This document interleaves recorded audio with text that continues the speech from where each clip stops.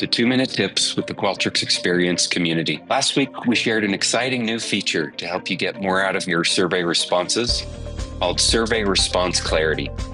Today, I'm glad to share another AI-powered feature that helps solve a similar problem called adaptive follow-up. Imagine reviewing an open-ended text response from a frustrated customer. They pointed you in the direction of the problem, but there is so much more you'd like to ask them to understand. Unfortunately, it's not always realistic or even possible to reconnect with that customer. In the meantime, they assume they've provided you with the complete solution while you're in the dark about what to do next. This is where adaptive follow-up comes in. It intelligently identifies key points in open-ended text responses and automatically asks personalized follow-up questions to help you get what you need for an actionable insight.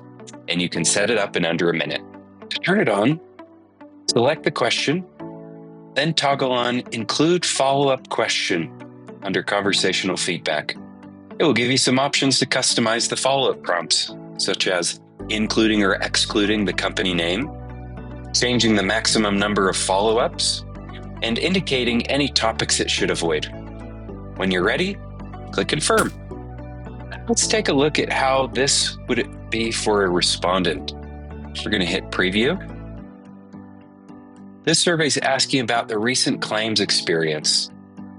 We'll say, it was a hassle. You need to make it easier to file a claim.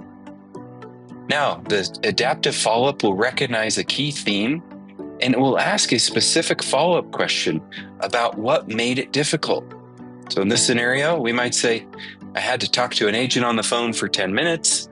I had to submit my claim via physical mail or fax, and there was no electronic submission, not even an email option, giving the person on the other end a much better view into the problem.